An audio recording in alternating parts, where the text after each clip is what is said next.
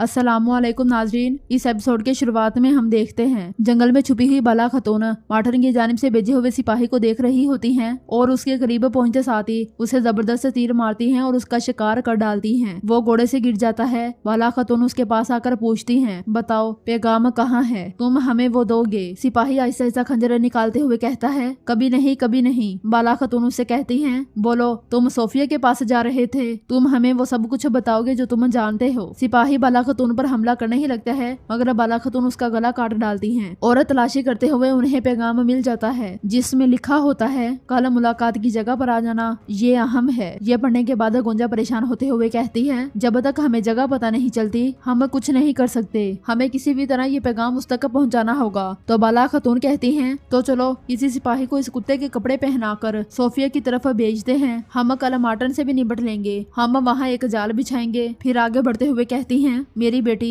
मैं तुम्हें इस शाम से निकाल कर ले जाऊंगी। काई कबीले में दाखिल होते हुए बेगम खातून अल्तोगा से पूछती है, क्या तुम्हें यकीन है कि उस्मान और रहान मर गए? तो अल्तोगा कहता है, मुझे यकीन है, वो तीर सुअर के अंदर घुस जाता तो भी उसे मार देता। इलबाई कहता है, अगर वो मर गए तो वो इस जगह से हमेशा के लिए चले जाएंगे, हम जल्द ही उनका मातम सुनेंगे। बेगम कहती है, मैं बाला को उस जगह भेजूंगी जहाँ से वो आई थी। और लुगान कहता है, उस्मान की मौत पर मैं तब तक यकीन नहीं करता जब तक मैं उसकी लाश न देख लूं। इसी लम्हे सरदार अयाज वहाँ पर आते हैं और लुगान उनसे पूछता है, क्या उस्मान और रहान मर गए? तो सरदार अयाज कहता है, उनकी सांसें अभी चल रही हैं, लेकिन वो आखिरी हैं कमांडर लुगान, वो इन जख्मों के साथ जिंदा नहीं रह सकते। इलबाई कहता है, आपने बहुत अच्छा काम किया याद साहब, सब कुछ आपकी वजह से मुमकिन हुआ। अगर उस्मान आपको अपनी सफ में शामिल करने में कामयाब हो जाता तो उसे शिकस्त देना मुश्किल था। सरदार अयाज कहते हैं, लेकिन अलाउद्दीन साहब और बाला खतून अभी भी जिंदा हैं, मैंने सुना है कि आपने बहुत सारे नौकर खोए हैं। तो लुगान उनकी जानिब बढ़ते हुए कहता है, उस्मान की खातून और बेटा, क्या तुम्हें लगता है कि वो मेरा मुकाबला कर सकते हैं?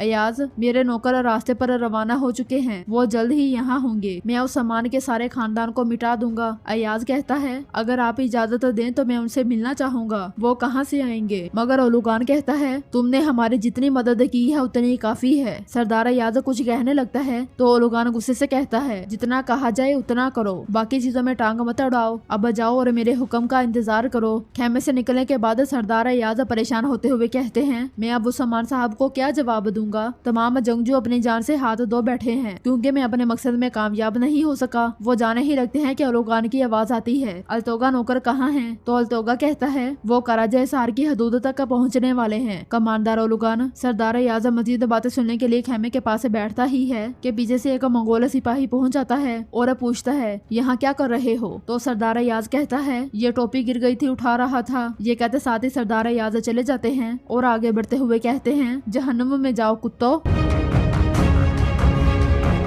दूसरी तरफ उस्मान साहब अपने घर वालों के साथ रोजा अफ्तार करते हैं। बाला खतून कहती हैं, मैंने मार्टिन के पीछे कुछ सिपाही लगाए हैं, वो हमें उसके हर इकदाम की खबर करेंगे। उस्मान साहब कहते हैं, ठीक है, लेकिन उस छुपे हुए शख्स के बारे में क्या है? तो अलाउद्दीन कहता है, मेरे हजूर कोई खबर नहीं, गोया जमीन खुल गई और उसे निगल गई। पास ही बैठी हलीमा उनकी बातें सुन रही होती है और हान कहता है, क्योंकि मार्टिन छुपा हुआ है लिहाजा वो जानता है कि वो कौन है, हम जब उसे पकड़ेंगे तो उसे बोलने पर मजबूर करेंगे और पता लगा लेंगे इंशाल्लाह। बाला खतून कहती हैं, हम कल मार्टिन और सोफिया दोनों से निपट लेंगे, हमें अपनी बेटी हलीमा मिल जाएगी। जितनी तकलीफ सोफिया ने हमें दी है मैं उससे दुगनी तकलीफ उसे दूंगी। बैठी बैठी हलीमा एक बार फिर से उठकर चल जाती है और बाहर से आगे बढ़ते हुए कहती है, अगर मार्टिन पकड़ा गया तो मेरा राज अवाश हो जाएगा और अगर ये मेरी खाला को पकड़ते हैं तो उन्हें मार डालेंगे। ये कहते साथ ही उस लम्हे को याद करती है जब मार्टिन ने उसे कहा था, जब तुर्कों ने तुम्हारी आंखों के सामने तुम्हारे खानदान को मार डाला तुम बर्दाश्त नहीं कर पाई पोइना, तुम सब वो देखने और सुनने के लिए काफी छोटी थी। सोफिया को डर था कि कहीं तुम अपना दिमाग ना खो बैठो, ये तुम्हारे लिए काफी मुश्किल वक्त था, तो उस वक्त मैंने ये दुआ बनाई। बदकिस्मती से मुझे कोई हल नहीं मिला, अगर तुम इसे नहीं पीती तो तुम अपने ख्वाबों को वापस देखोगी, तुम अपना दिमाग खो दोगी। ये सुनते साथ ही हलीमा ने दवा ले ली थी। मार्टिन ने मजीद कहा था, शहजादी सोफिया बहुत अच्छी है, तुम उसके लिए बहुत कीमती हो। इस ख्याल के बाद हलीमा कहती है, मेरी खाला भी मुझे बहुत अजीज है, मैं तुम्हारा मनसूबा नाकाम बना दूंगी बाला खाला, मैं अपनी खाला को बताऊंगी। तुम मेरी खाला और माठन को पकड़ने में कामयाब नहीं हो सकती, मैं इसकी इजाजत नहीं दूंगी। ये कहते साथ ही वो आगे बढ़ जाती है। अखिसार किले में हरिश्ता सोफिया से कहता है, उस सामान और उसके अहले खाना का हर खुशी का दिन मुझे गम से दो चार करता है। सोफिया फिर तलवार निकालते हुए कहता है, ये लोकास की तलवार है, गोया वो मेरे इंतजार में है कि मैं उस सामान को मार डालूं ताकि उसकी रूह को सुकून मिले। जवाब में सोफिया कहती है, हरिस्तो जो इंतजार करता है वही कामयाब होता है। फिर खड़े होकर कहती है, ये उनके आखिरी पुरसुकून दिन है, हम जल्द ही अपना जाम उनके खून से भर देंगे। इसी लम्हे बादंतनी लिबास में मलबूस काई सिपाही उसे खबर लाकर देता है। सोफिया खबर पढ़ती है, मगर हरिस्तो की नजरें मुसलसल उस सिपाही पर होती हैं। खबर को देखते हुए सोफिया सिपाहियों को भेज देती है। दूसरी तरफ खुफिया कबीले में हलीमा आगे बढ़ ही रही होती है कि पीछे से बाला खतून उसे आवाज लगाती हैं और पूछती हैं, तुम कहाँ जा रही हो? तो हलीमा कहती है, मैं अपने खेमे में नहीं रह सकती, जब दर्द ज्यादा हो तो मैं कुछ देर चहल कदमी करती हूँ। ये सुनते साथ ही बाला खतून उसके पास आती हैं और उसे देखते हुए कहती हैं, तुम्हारा बुखार ज्यादा नहीं है, आओ अलाउद्दीन को बताते हैं, वो तुम्हारे लिए दवा तैयार कर देगा। मगर हलीमा कहती है, नहीं नहीं, ये थोड़ी चहल कदमी से खत्म हो जाएगा। वहाँ आने वाली फातिमा कहती है, ये कब से कह रही है कि दर्द खत्म हो जाएगा माँ, लेकिन ये बिल्कुल भी अपनी परवाह नहीं करती। बाला खतून कहती हैं, फिर हम इसका ख्याल रखेंगे फातिमा। बाला खतून उन दोनों से प्यार करती हैं और उन्हें बेच देती हैं। अंदर खाना खाते हुए रोहान अलाउद्दीन से कहता है, मुझे आपने बताया था कि जो जर्रा हमने पहनी थी उसमें तीर तो क्या एक कांटा भी दाखिल नहीं हो सकता।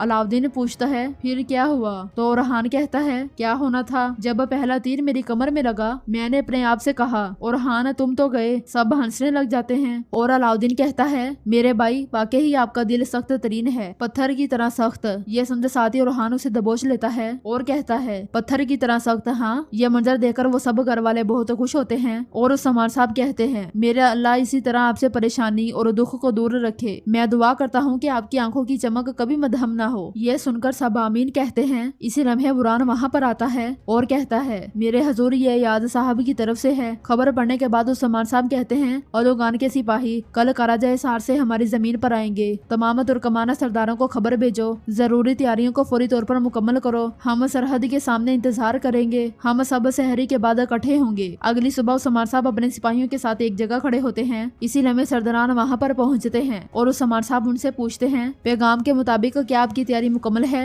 तो सरदार अयाज कहते हैं, मुकम्मल है उस समार साहब, हमारे जंगजुओं ने खुद को जंगलात में छुपा लिया है, हम आपके अहकामात के इंतजार में हैं। उस समार साहब कहते हैं, अब हम सांप का सर काट देंगे और उसकी खाल उधेड़ देंगे, उसके बाद आपके जंगजू वही लिबास पहनकर हमारी सरजमीन पर आएंगे। बुरा न जाओ और सूरत हाल को देखो, मुझे उनकी तादाद और तैयारियों के बारे में तफसील से बताओ। ये सुनते साथ ही बुरा न चला जाता है।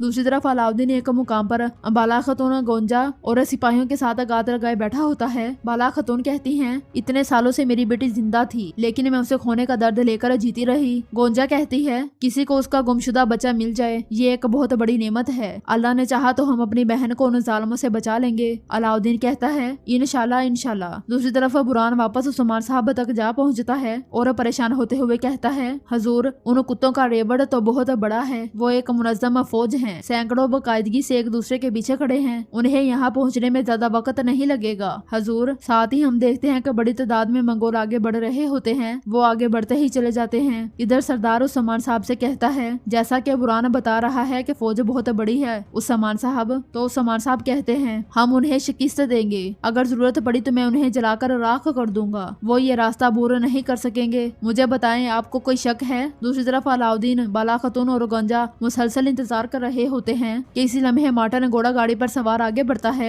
ये देखकर अलाउद्दीन कहता है, माटन आ रहा है माँ। जवाब में बाला खतून कहती हैं, आओ देखते हैं कि ये कहाँ जा रहे हैं। ये कहते साथ ही वो उसका पीछा करने लग जाते हैं। तो नाजरीन इसके साथ ही एपिसोड भी इख्तिताम पजीर होती है। अगर आपको ये वीडियो अच्छी लगी हो तो लाइक करें, चैनल को सब्सक्राइब करें और बेल आइकन यानी घंटी वाले निशान पर लाजमी क्लिक कर लें ताकि नेक्स्ट आने वाली एपिसोड का नोटिफिकेशन आप तक पहुंच सके। दुआओं में याद रखें। अल्लाह हाफिज।